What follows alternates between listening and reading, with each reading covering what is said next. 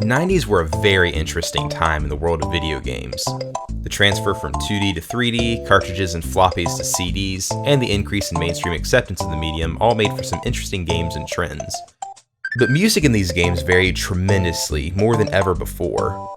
As I said in the 8-bit episode, game music in the 80s was made mostly with a few pulse waves and triangle waves, but in the late 80s and early 90s, music technology progressed forward a good bit. Now, there were dozens of game consoles in the 90s, but I'm going to focus on the big ones: PC, SNES, Sega Genesis, N64, and PlayStation. But in order to talk about music from this era, it's important to know about MIDI. MIDI is an incredibly important aspect of computer music, and since video games are made on computers, it's important for video game music as well. You've probably heard of MIDI, and you probably think it sounds something like this.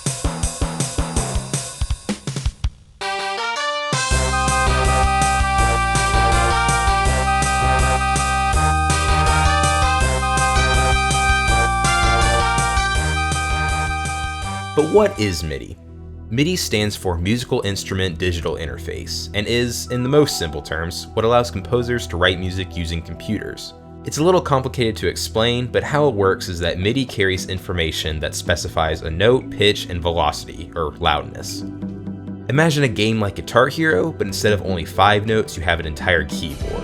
The lines of varying length hit certain areas of the keyboard in time with the music, and notes play. That's essentially MIDI. Note that MIDI doesn't make any sound in and of itself, similar to how lines of code don't make pictures themselves. The information then goes to a sound module or virtual instrument and tells the instrument what to play and how to play it. The reason that you imagine MIDI sounding the way that it does is because that's the virtual instruments that are automatically built into your computer and the ones that MIDI files will play unless you go through some other medium. This changed the way that people wrote music on the computer and how it sounded. It also changed the way that people wrote game music. Why is that? Well, in a word, space.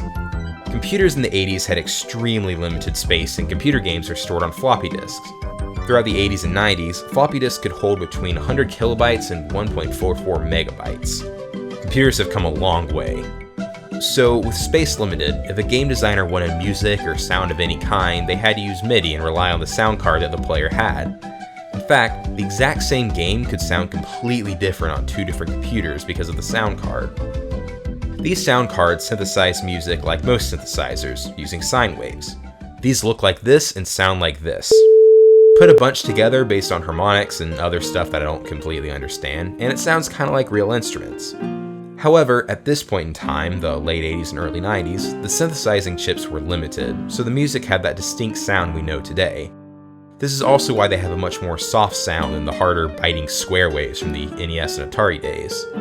When PCs started using CDs for games, MIDI was still typically the order of the day, since most designers wanted voice acting and high-quality sprites over high-quality music, with some exceptions.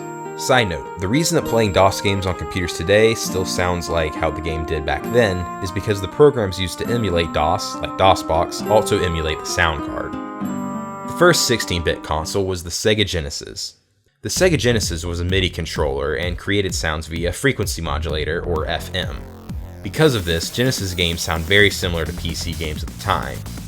There could be digitized sound, but the music was mostly synthesized, and that's why the Genesis had its very distinctive twangy sound to it. The music was generally worse, or at least more garbled for the Genesis than for the SNES, though many composers overcame this limitation to create some amazing stuff. There were the digitized capabilities, but these were used sparingly given the space limitations. The most famous digitized piece from the Sega Genesis is the Sega at the beginning of the Sonic games. This second-long clip literally took up 1/8 of the space on the cartridge. Then there's the SNES. The SNES was a massive leap forward in terms of musical power from the NES.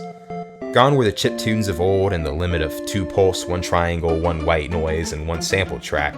The SNES had the Nintendo Snp Chip, which was, ironically enough, developed by Sony, and it's quite a piece of technology for the early 90s. It's capable of 8 voices simultaneously, had 16-bit stereo, and a sample rate of 32 kHz. That probably means nothing to you, but for perspective, most MP3s today have a sample rate of 44.1 kHz. This is 44.1 kHz with 32-bit depth. This is 32 kHz with 16-bit depth. There's a slight difference in quality, but unless you're a hardcore audiophile, it's not super noticeable, so the SNES music sounds pretty clear, although some samples were more compressed than others. All SNES music was sample-based, meaning that the composer for a game created an instrument by recording a sample of a real instrument, or any other kind of noise, which a program would automatically transpose up and down, then wrote the music from these samples in loops. This is the reason that games by the same composer had the same or similar instruments from game to game. They probably reused the samples. If they set a certain sound for C5 on guitar, then every time the music called for it, the sound would play.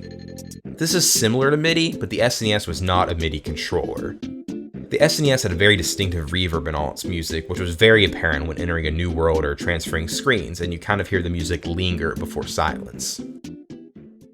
The N64 was odd for the time because it didn't have a sound card at all.